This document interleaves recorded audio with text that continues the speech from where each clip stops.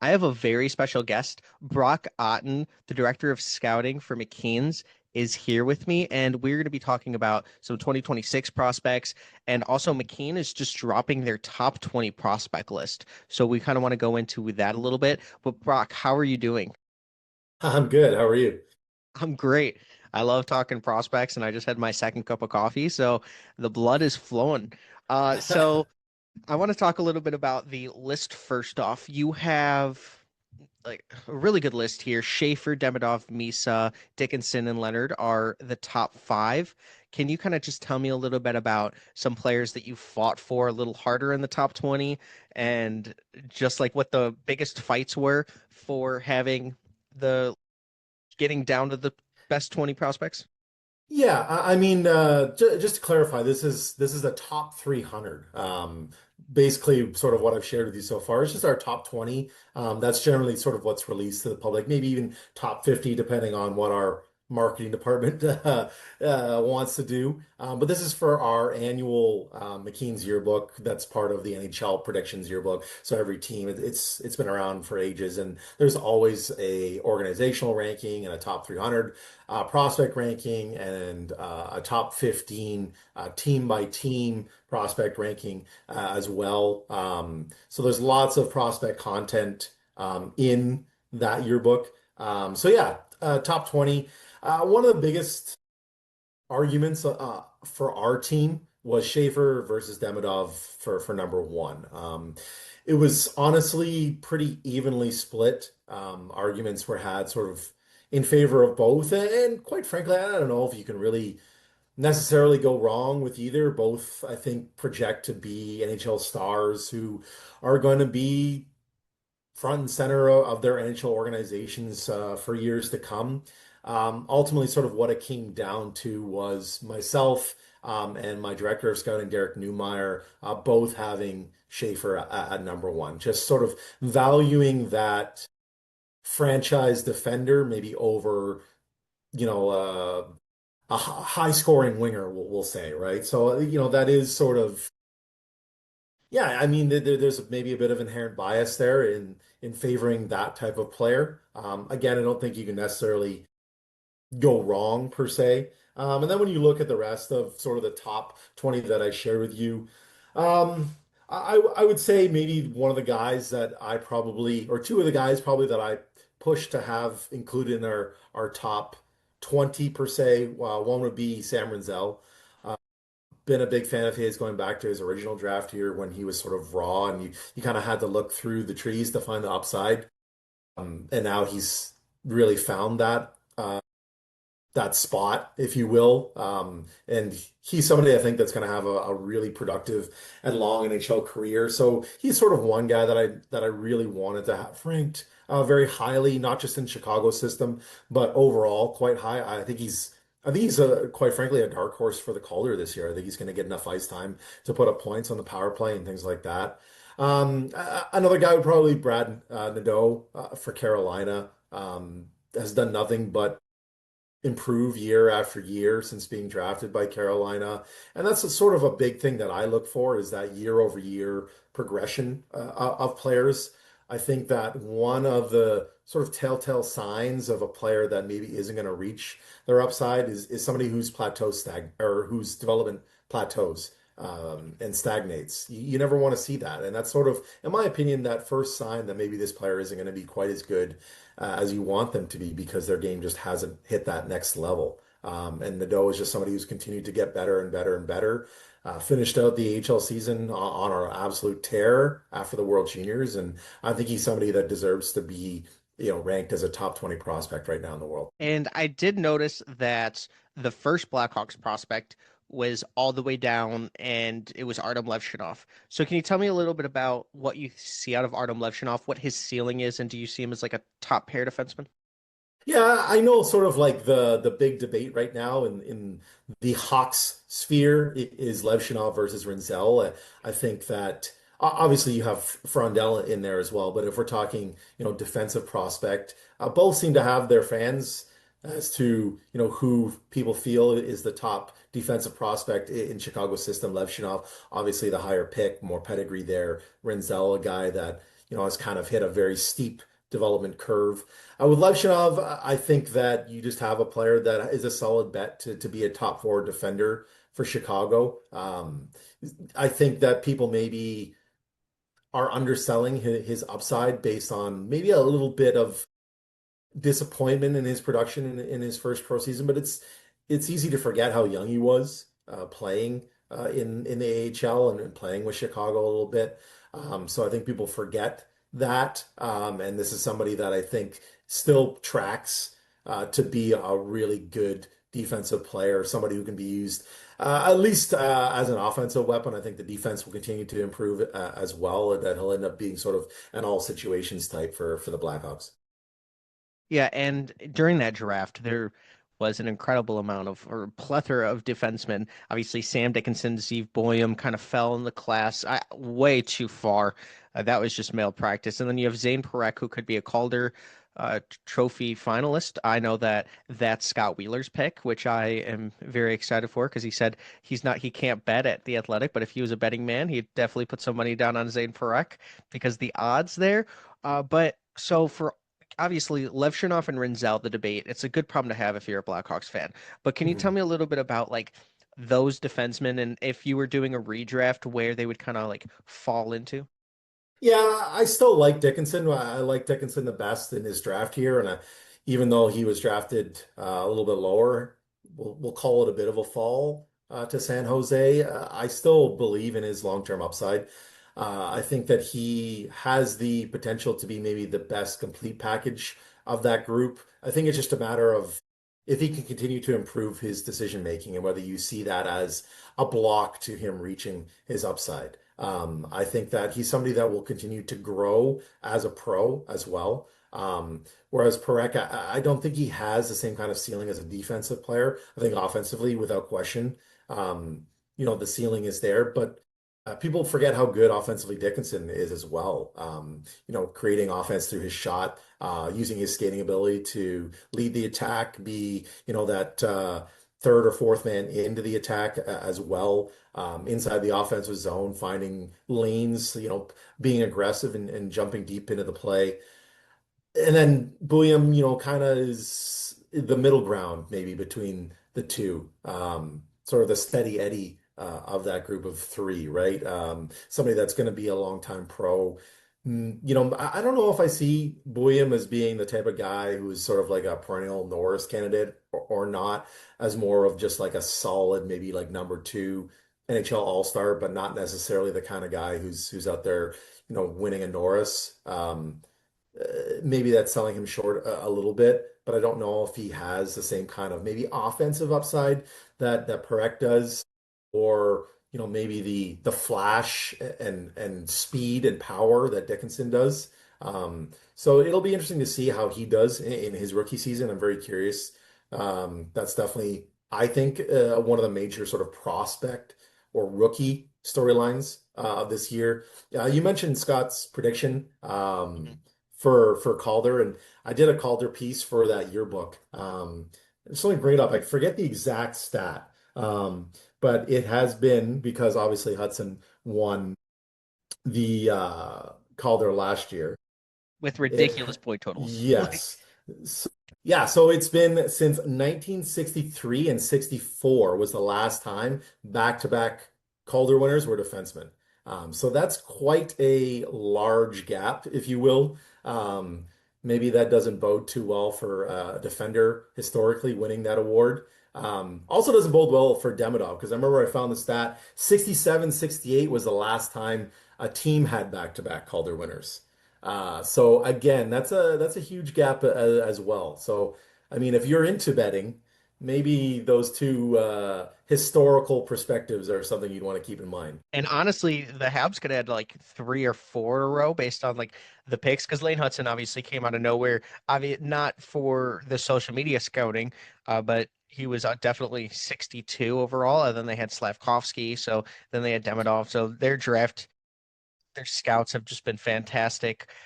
I wanted to just ask about like how does Artem Levshunov and Sam Rinzel get to that next tier of Dickinson, Boyum, Nichushkin, and Parekh? Because Artem Levshinov, just like story time a little bit, went from Belarus to the BCHL to the NCAA playing for Michigan State, AHL and NHL, all in a 3 year span. So does that kind of push him up a little bit on the upside case for you? Yeah, really, it's kind of like apples and oranges here.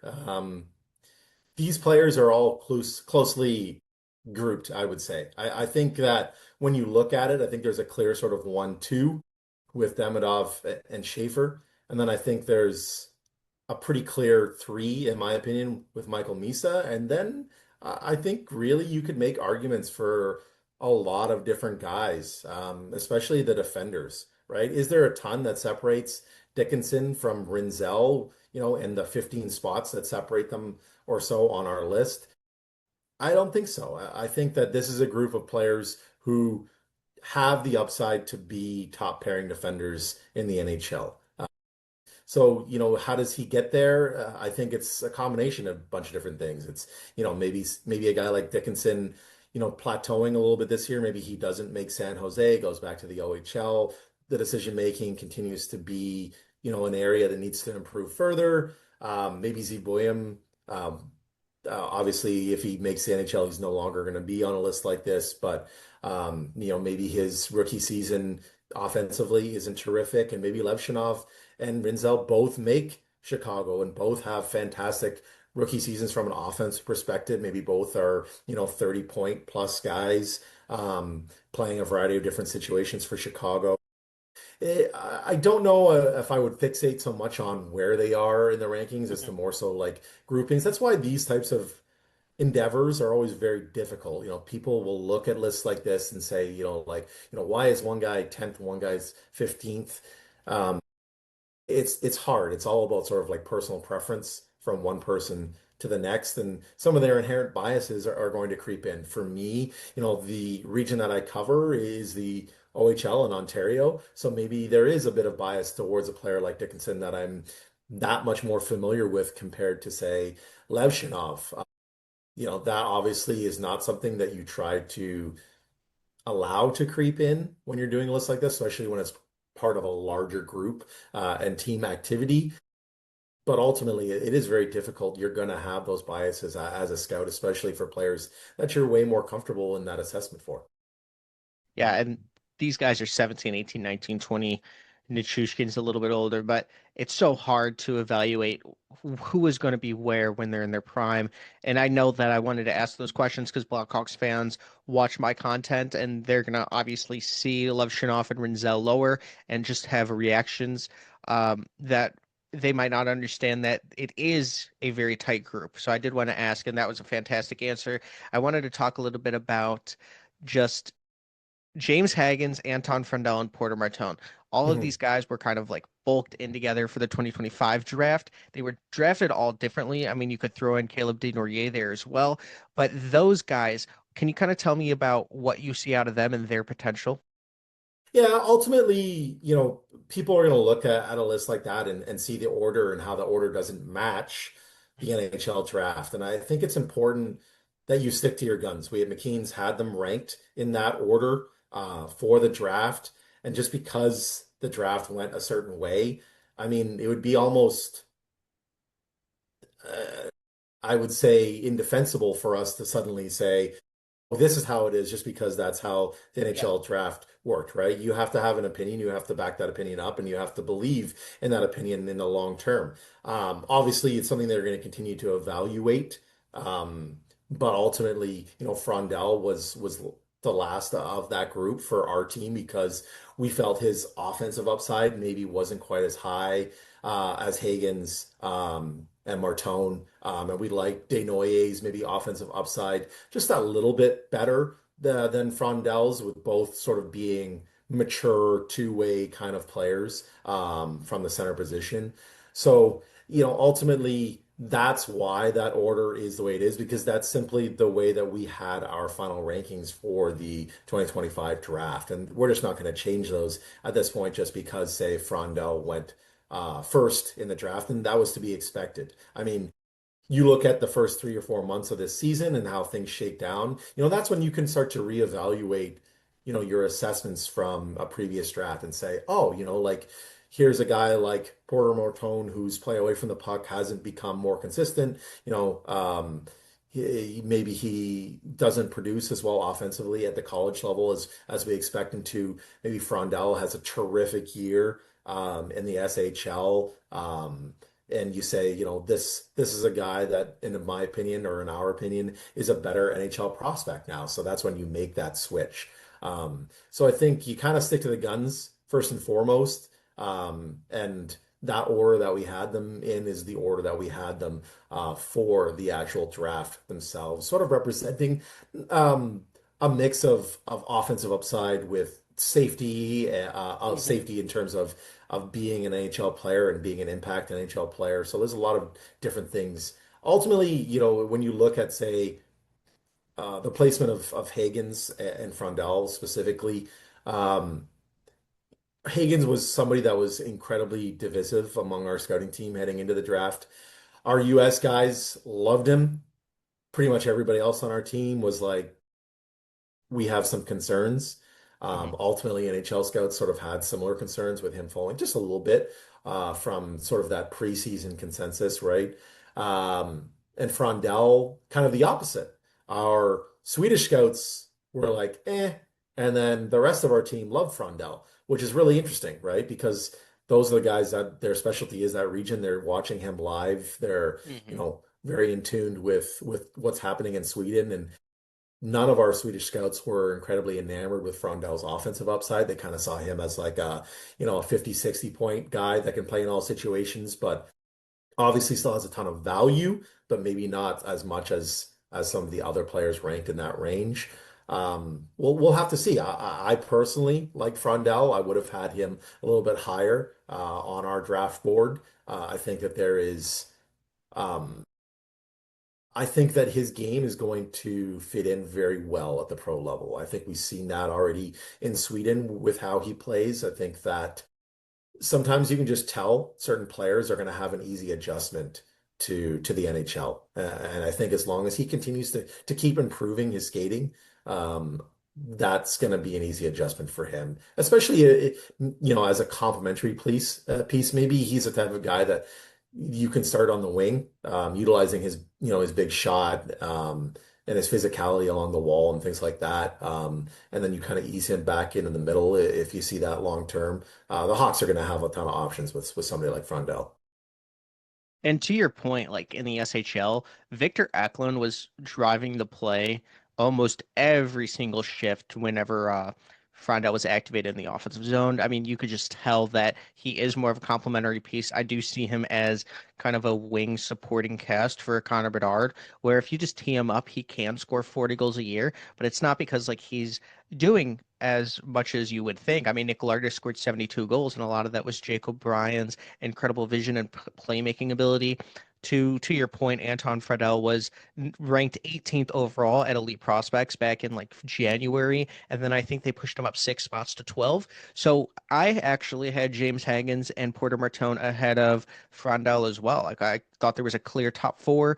I was a little higher on James Hagens. I thought that if Teddy before Teddy Stiga got that game-winning gold-winning goal in the international tournament, actually James Hagens had a chance to bury that puck, but he actually didn't lift it as much. So it got Hmm. stopped by the pad of the goalie, and I think that would have changed his entire draft year because it would have gave him a draft moment similar to what Bedard did with Slovakia when he did the three dangles for the goal against Guyane. But obviously Bedard was already going number one. But I just think that when you get that moment that Gavin McKenna obviously had where he scored three goals and we got a hat trick when Trevor Connolly got that 5 minute penalty.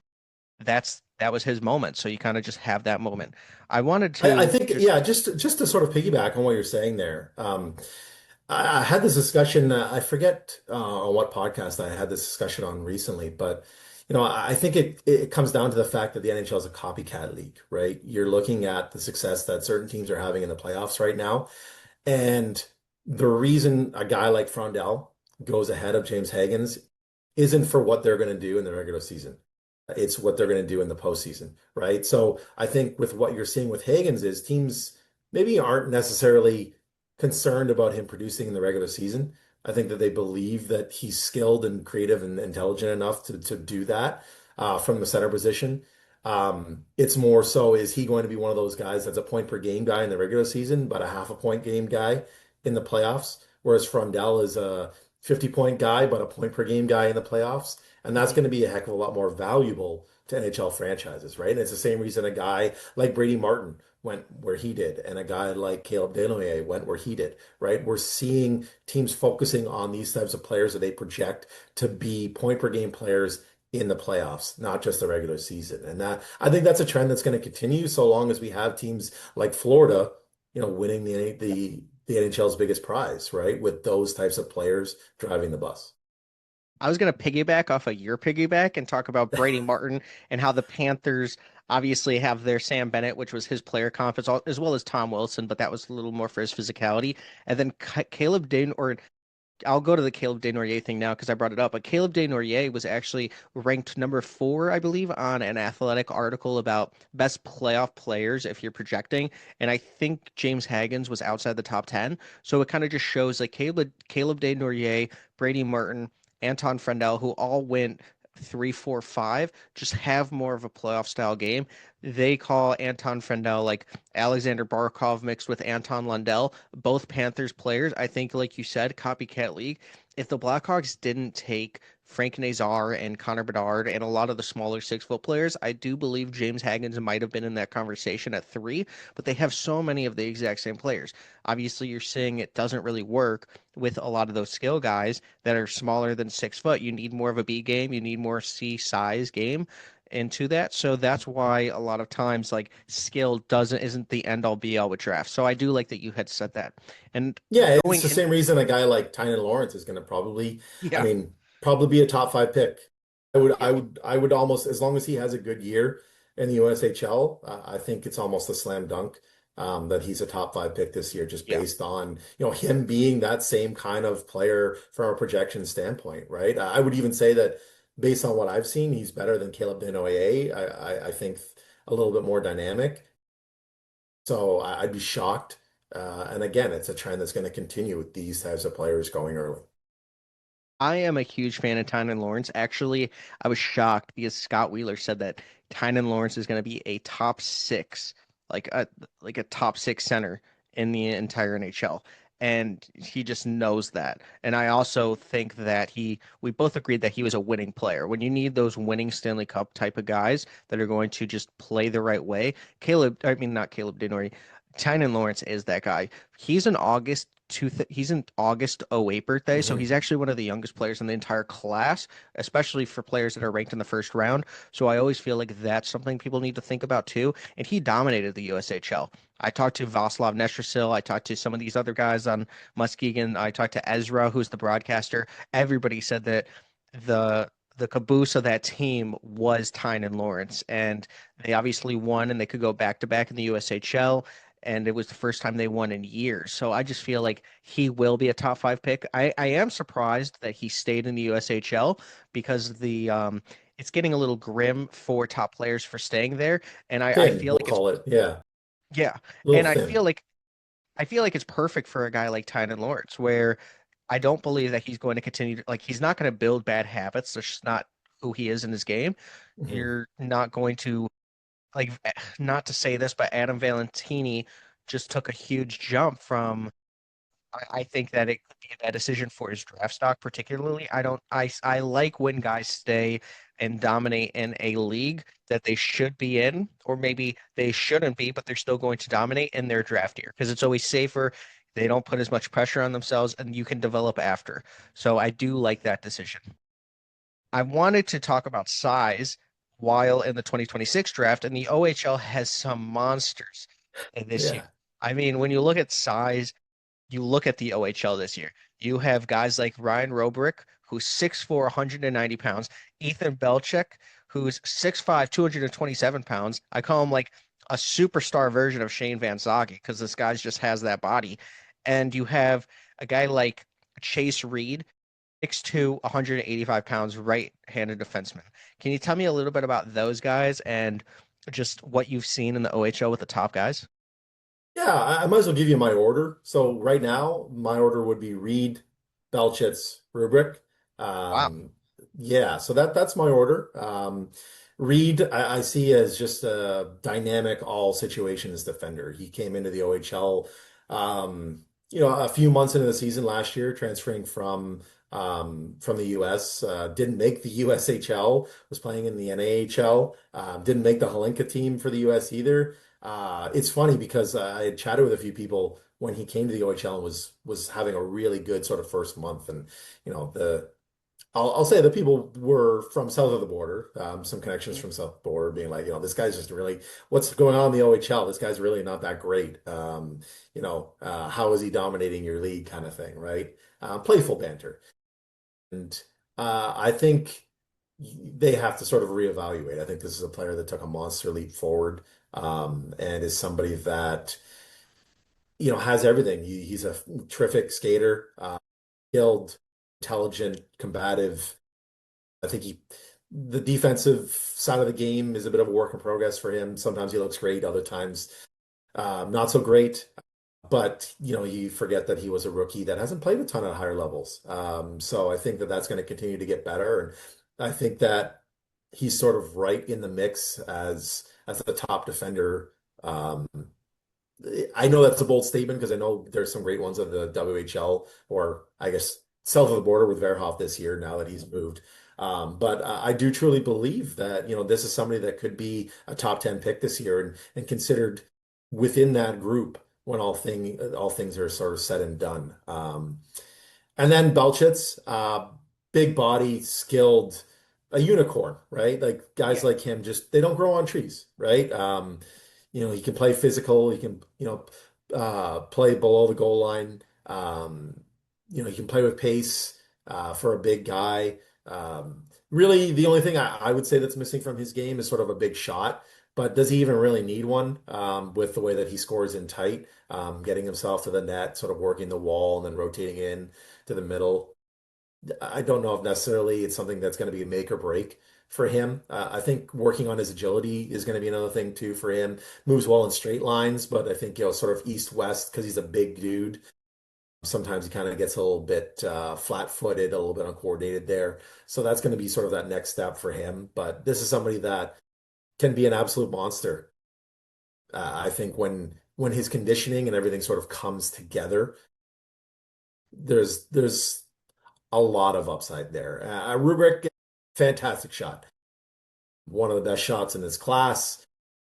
Another guy that, is big and gets himself into the middle of the ice, can get to the net.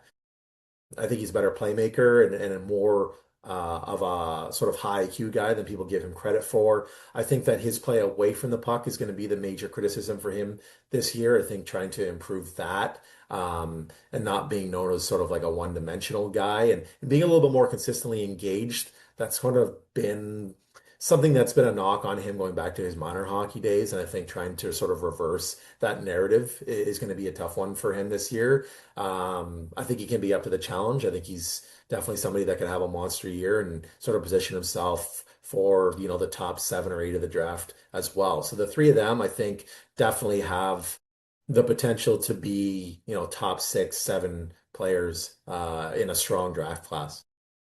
So when I was looking at like Chase Reed's USHL stats, and then I looked at some of the tape, I thought I was watching the wrong guy because in the OHL he has looked absolutely different. It looks like he just like woke up one day and figured it out. He had 0 points in 10 games in the USHL. Then he was a point per game player in the OHL, which is a lot of like I was very surprised about because there's a lot higher end talent in my opinion in the OHL, or at least last year.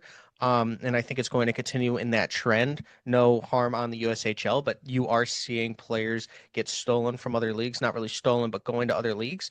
And I just wanted to ask you, like are when you say he's higher than Belchek and Robrick, is he a top five player for you, or a top seven? Like, in what range of the top 10 do you have him?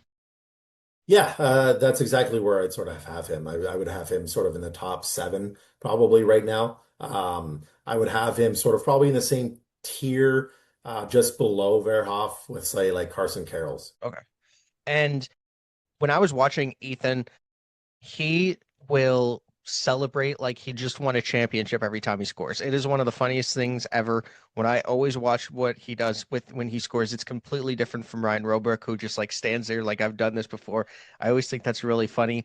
But do you see like a potential of him increasing his upside with his shot because he is so heavy and he is so big, and I feel like he can just continue to increase his strength on his shot?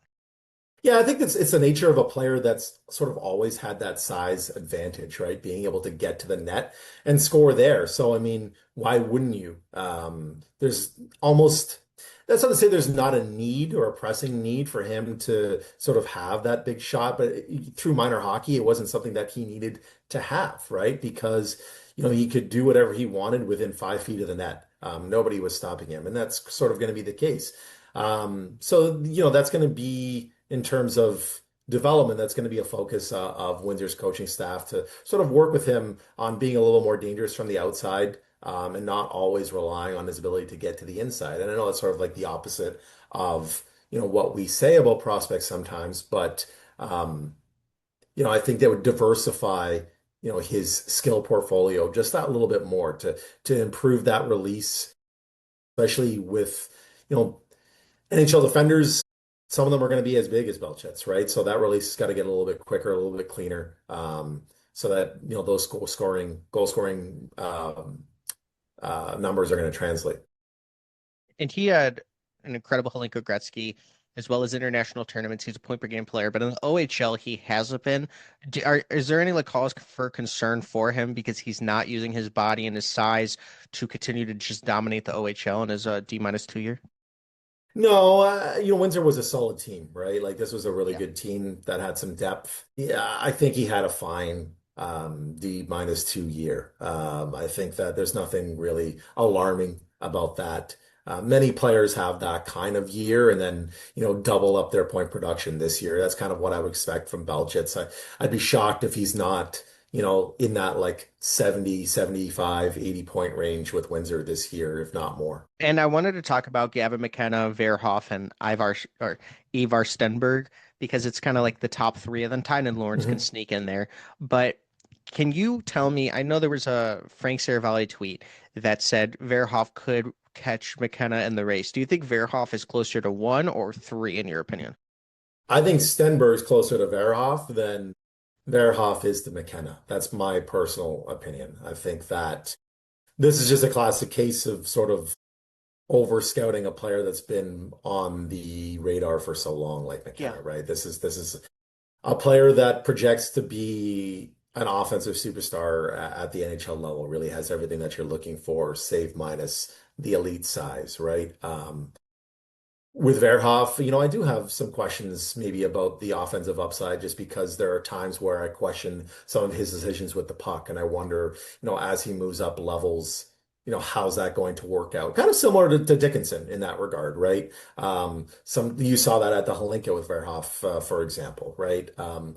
Whereas, Stenberg, I see as a player that, plays such a mature, high skill game already. I think that this guy almost feels like a slam dunk to be a really, really good NHL player. And I wonder if Verhoff, with the decision to go to the NCAA this year, if his offensive impact is limited to say what Logan Hensler put Yeah. up as a true freshman, right?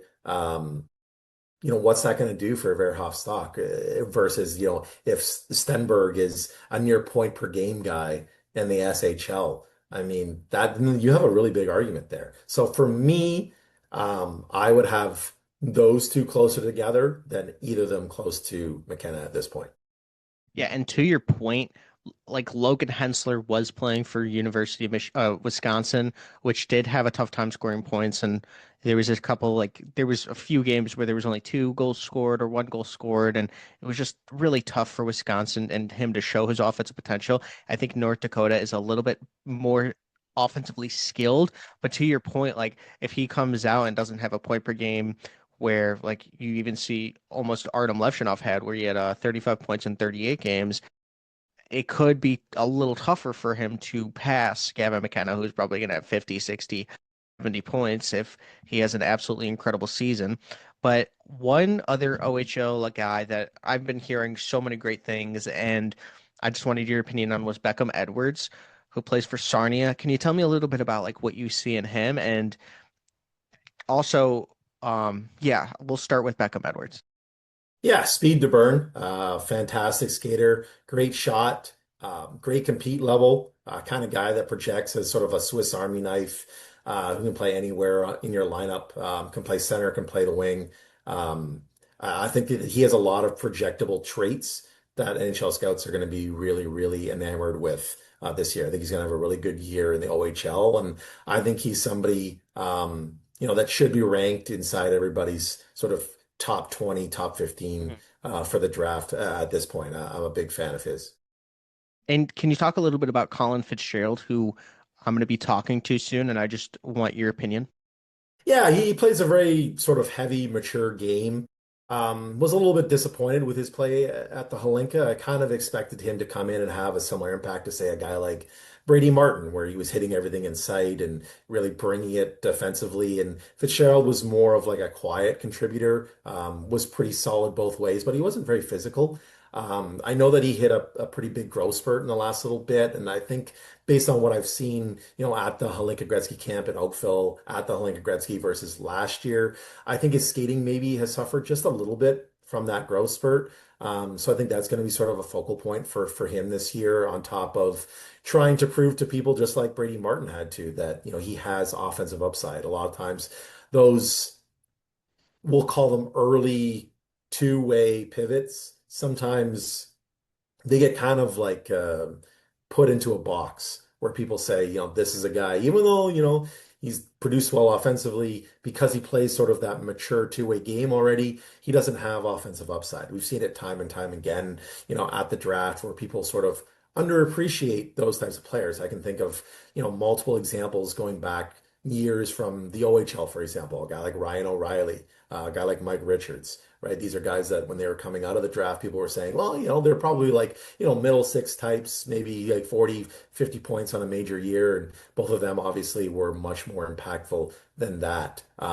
So sometimes those players kind of get pigeonholed into being just middle six types because they're already, solid in every fashion. Yeah, that's a good point. And also a guy that was supposed to go to the OHL and then switched up almost last minute, Adam Valentini. Can you talk to me about your shock and what you were kind of hearing around some of the OHL guys that you talked to about that decision? Yeah, pretty much consensus was maybe not the best for his draft stock. Pretty much anybody I've chatted with has said the exact same thing. So it's definitely a risk for him. I'm just not sure he's going to get the kind of ice time that he needs to be an offensive producer. And given that, he's not the biggest, not the quickest, that's going to be sort of the thing that scouts are looking for the most from him this year. So if his production is similar to, say, a guy like Potter this past year, um, I don't think he's as close to a high pick as Potter was, because Potter had the skating to fall back on. Whereas Valentini, I would say that's just average for him. He's more of like one of those cerebral playmaking, high skill types.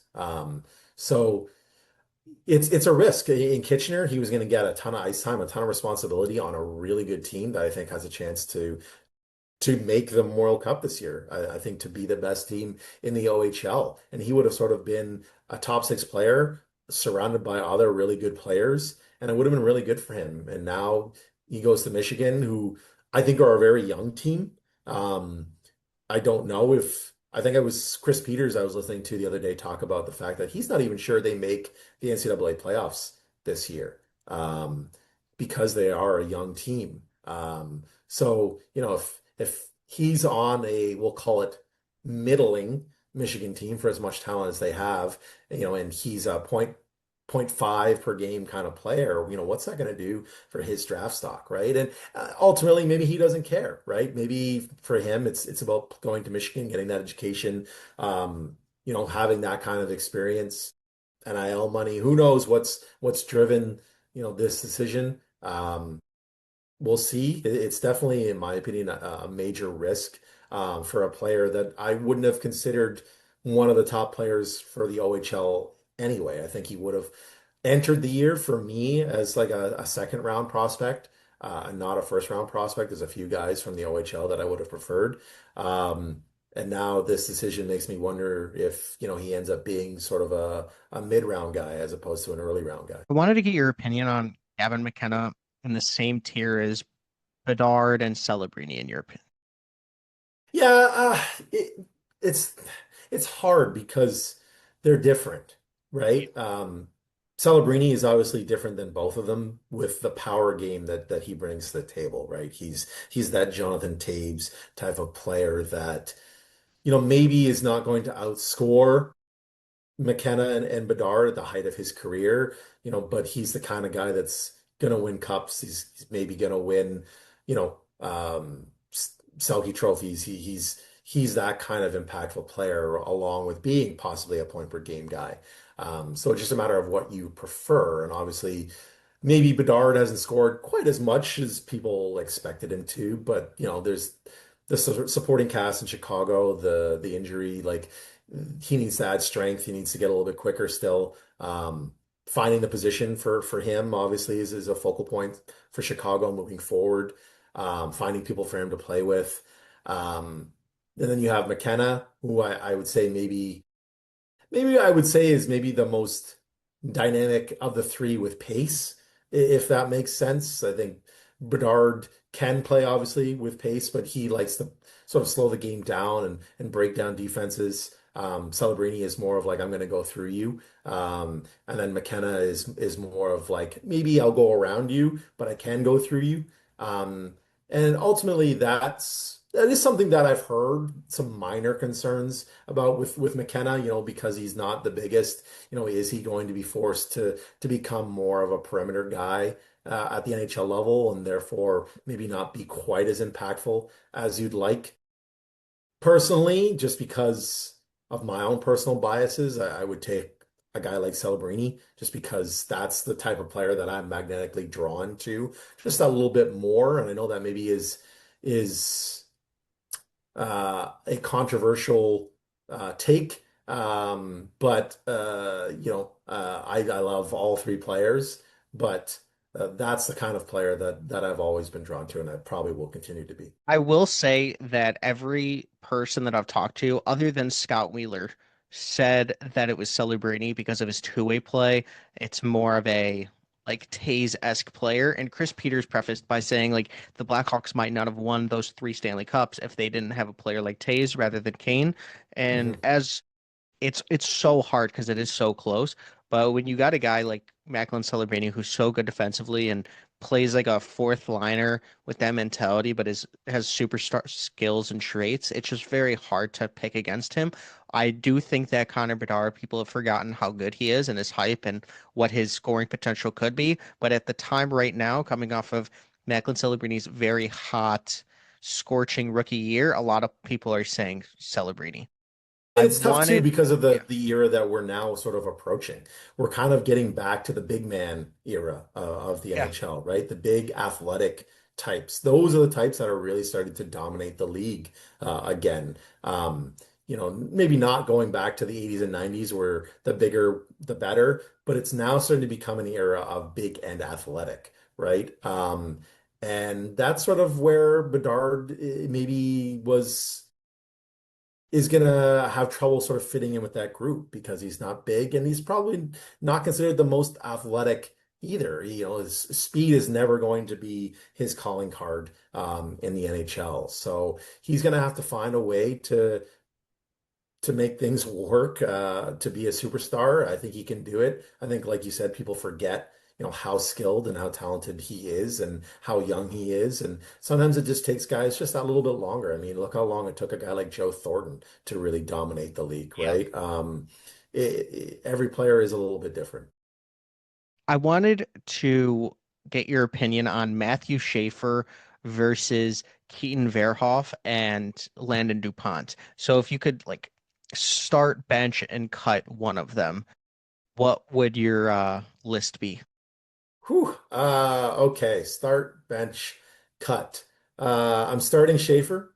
Um, I just love Schaefer. I just love everything about him. I think that this is somebody that has the traits to be a franchise-altering defender, not just because of his skill and his ability to process the game, but also just because of his mentality, and his work ethic and his leadership capabilities. I think this is just somebody that can be the face of a franchise. And that's the kind of guy that I want around. And that's not to say that the other two can't be that as well, but in all my years of doing this, um, he's probably my favorite player that I've ever had an opportunity to chat with. Yeah. Um, just a very mature, level-headed kid who happens to be a fantastic hockey player, and I think he's going to go really far. I think that he's sort of the best of everything that you'd want in a defender. So for me, he would be the start, the bench and the cut. I'd probably bench DuPont.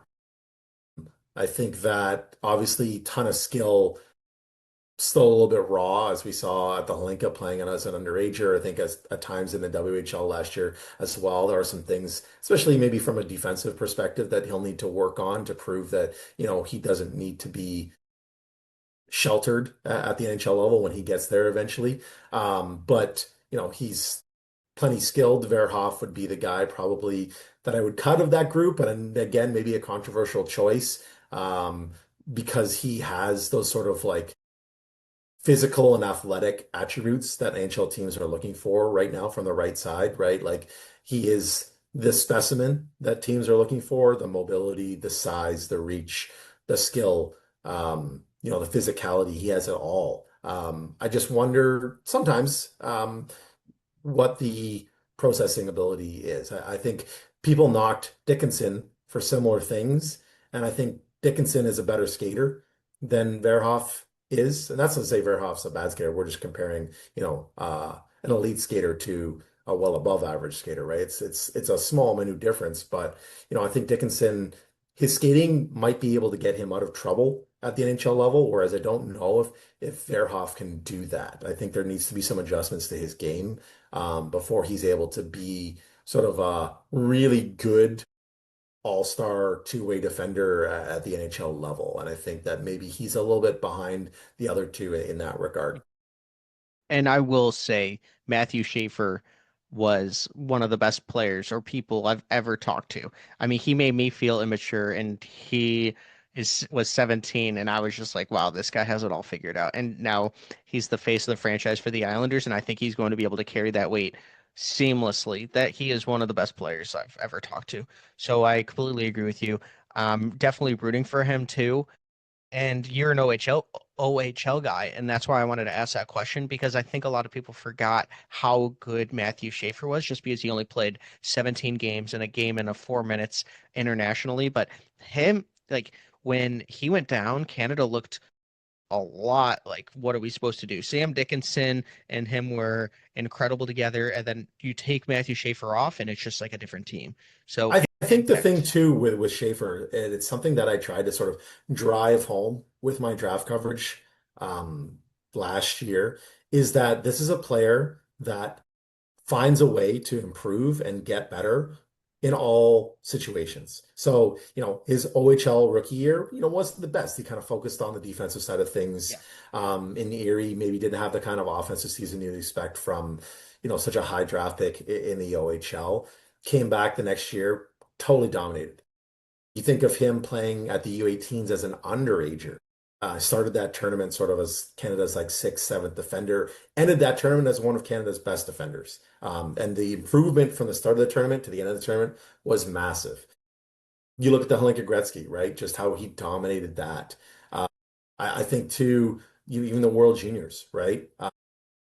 Being somebody that maybe was on the bubble pre-camp as a draft eligible guy, was he going to make the team? Was he not going to make the team? Ends up being the team's best defender by a country mile Yeah, before getting hurt, that's so true. right? This is somebody who steps up when he's needed, and shows that he can improve his game and tailor his game to what is required of him. And I think that those kind of traits are going to make him such a great player because certain times superstars kind of hit that level and they have a hard time sort of finding that next level. Whereas I find with Schaefer, you think he's hit that level and he finds a way to sort of one up that and be better. And yeah, okay, he didn't play a ton in his draft year, but if you had watched him in the OHL when he was healthy, watching him at the Hlinka Gretzky, watching him at the World Juniors when he was healthy, I mean, you'd be honestly blind to not Mhm. see how good he was and is. Yeah, Scott Wheeler called him the best skater in the draft last year, and it was not even close. I think when he went into his D-1 year, it was all about is the offensive ability there? Is he going to be able to translate his offensive game? Can we see more production? And he listened to that, and he even said, I keyed in on that. Like I was only defense my first year, and I saw I wanted to be more productive. In 17 games, he beat his point totals, and it was not even close. So yeah, Matthew Schaefer, if you're an Islanders fan watching this, you got a very good one. Yeah. So I really like that you said that. You took the words right out of my mouth, so that was pretty cool. Now I barely have anything to say here. Um, but yeah, I wanted just to say, thank you so much for coming on. I want to end the episode by you kind of saying your favorite moment being in this space, just something that like at night you think about like, wow, I got to do that. Yeah, that's a really, really great question. I think anytime that you're at the draft live, you are reminded of how awesome it is to be able to sort of cover the draft and prospects the way that somebody like myself or many of the others do, because that's the true experience. And I think back specifically to maybe the Montreal draft and just how loud that place was with Slavkovsky and him Yeah. going around the rink and sort of amping everybody up in the stands and the chants and just how it was deafening in that building, and it was such a cool sort of moment to experience. That's one that I'll definitely sort of remember forever. And then the Shane Wright stare down, which Yep. was just so interesting. Actually, funny story. Somebody told me that I won't just say his name, but he actually got invited to his draft party, Shane Wright's draft party, and it was all like Montreal decor, and there was like banners, so they had to like take them down before it started, and they were just like in a trash can in the corner. So I Oh always found my. that funny. Yeah, but like a Hot Ones video, if you've ever seen that, there's a camera here, here, and here. Tell everybody what you're working on, like when you're going to be releasing that 300 and anything else that is coming on for McKeen's. Yeah, so the big one is the McKeen's yearbook. It's the best guide out there for people who are looking for, preseason NHL prognostication, basically. So it forecasts point totals for every player on every team, gives you info about the top prospects, about the players themselves. It's basically I don't want to sound sacrilegious, but an NHL Bible for the people that love the league, right? So that'll be available in September. Some of the prospects specific stuff will be released probably earlier than that, so people can look forward to seeing sort of the top 300 list, the organizational rankings, all that sort of stuff, our Calder favorites, etc. Personally, just released my rankings for the OHL for the preseason on my we'll call it a site. I don't know what the heck you want to call it. OHL Prospects. I'm still rocking an old blog spot. I was joking with it might have even been Chris Peters or I can't remember who it was recently where they were like, "Man, you're still rocking it." And I'm like, "Why would I change it at this point?" There's no point. It's nostalgic to still have the blog spot that's been going for over 2 decades now. So you can find my work personally there for just my region in Ontario on top of all the stuff that I do for McKeen. It's just something that I continue to keep going because I know people love reading it and I get a ton of questions about it. So Yeah, I'll link all that stuff in the description if you're definitely interested. But thank you so much for coming on. This was so fun. I could talk to you for hours, but people have other lives, so I know I can't.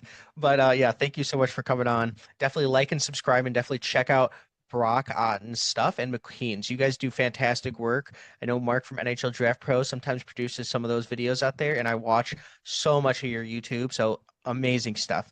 But thank you guys so much and have a great day. Peace, guys.